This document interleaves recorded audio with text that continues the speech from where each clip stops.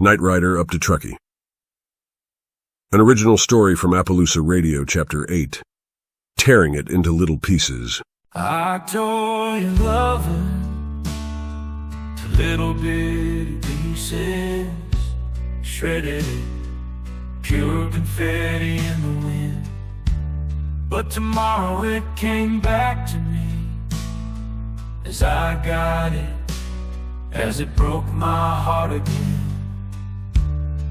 I thought I could move on, leave it all behind, but the memories crept in like an old familiar friend. No matter how I tried to forget and leave it all behind, your love came back, tearing me apart again. Oh, the pain of these little bitty pieces, forever haunting, forever tearing me apart.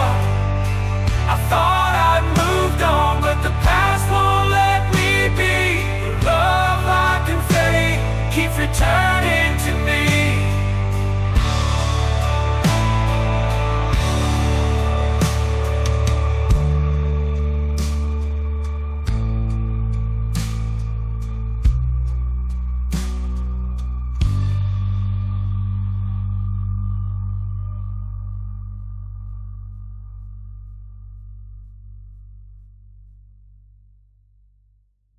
I had thought traveling together would be a good way to come to know Crooked Leg Bob better.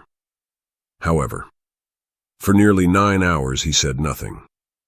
Instead, he would switch from radio station to radio station, listening to brief snippets of music, and then switching again. Sometimes he would linger longer on a station, vocalizing with the singer or humming a few bars with the instrumentalists.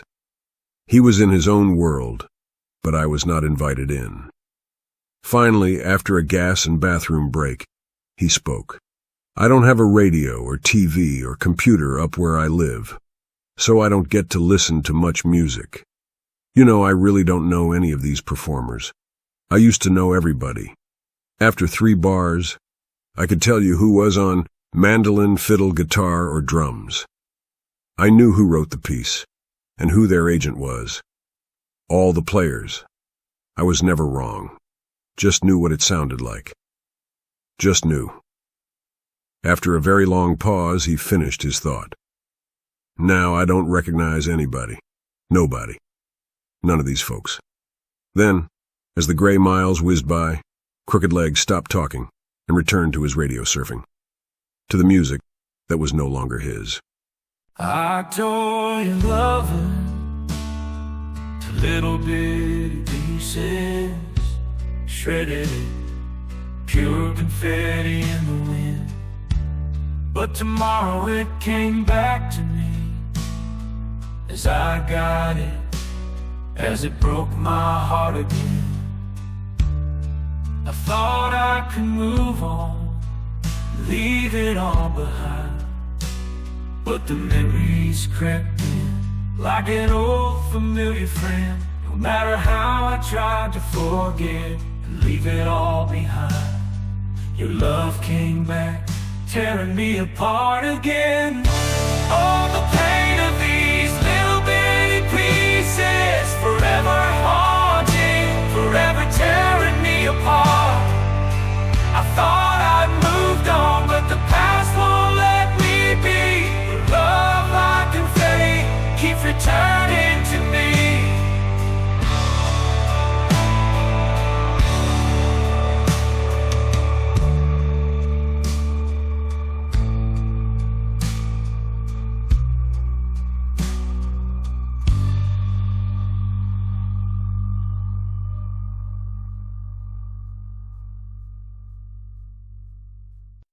We were in Arkansas, just east of Little Rock, when he turned to me and began finally to reminisce.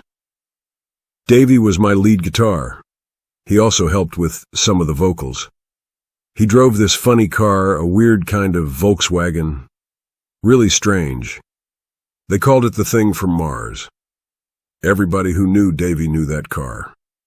Bright lemon yellow with space stuff painted on it. A couple minutes later, he continued the discussion thread. Davie could get all 5 of us and all our stuff into that weird car. Some of the stuff and some of the guys would be hanging out every which way, but we still could all get to the gig together. A lot of positive vibrato from that car. After a minute or two, I felt I could ask a more personal question. Why did they call you Crooked Leg Anderson? You seem to walk okay now. I had polio as a kid and had a leg that bent out really strange. My mom used to take me up to Baylor University Hospital, and they would stretch me or do surgery on me or put braces on me. Lots of trips up to that hospital. Finally, in high school, the doctors decided that my leg was as straight as it was ever going to get. It is okay for walking, but I can't do much on horseback. My leg just doesn't bend that way. He continued. My mom and dad had a working cattle ranch in Texas, and I had 5 brothers and 1 sister. All of them could ride like the wind. Not me.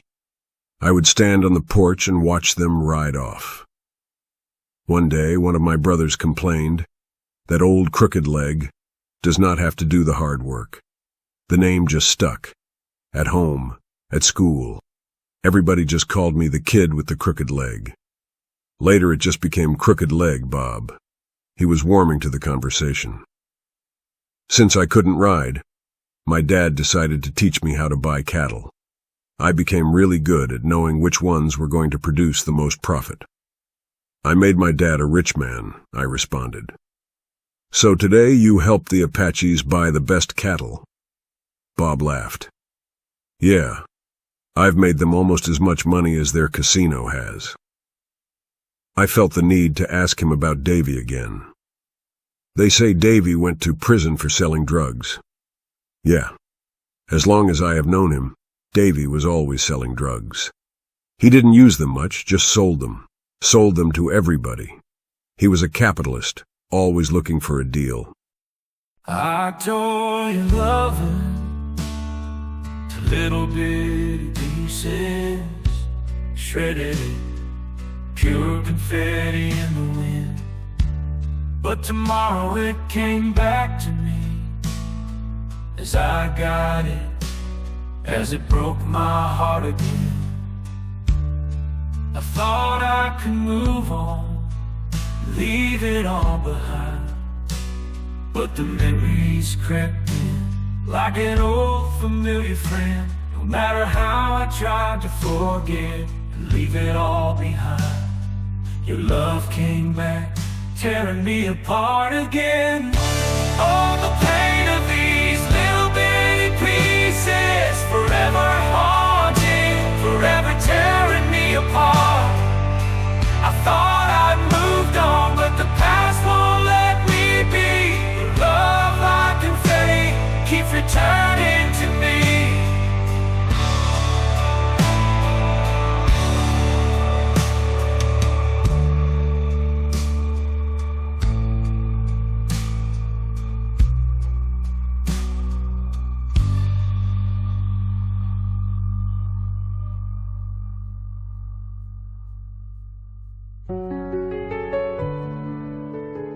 We stopped for gas just inside Tennessee. After we climbed back into the car, Bob said, "Set that GPS thing of yours to the Briarcrest Convalescent Hospital. We'll see if it is as good as my memory." He never spoke again until we pulled into the Briarcrest parking lot. It was not snowing, just an abysmal wind-driven sleet making everything slushy. "Is this where Lorraine is?" Bob nodded, opened the car door, and walked quickly to the main entrance, pulling his hat down to keep the sleet off. I followed him, but with no hat or coat, entered the building soaking wet and cold. The nurse on duty immediately recognized Bob. "Mr. Anderson, it has been a while since you have been to see us." Bob, looking like a worried father, asked, "Has Karen been by lately?" The nurse, somewhat embarrassed, answered that she had not seen Mrs. Anderson since she remarried. Bob said thanks, moved down the hall to room 345, and opened the door quietly.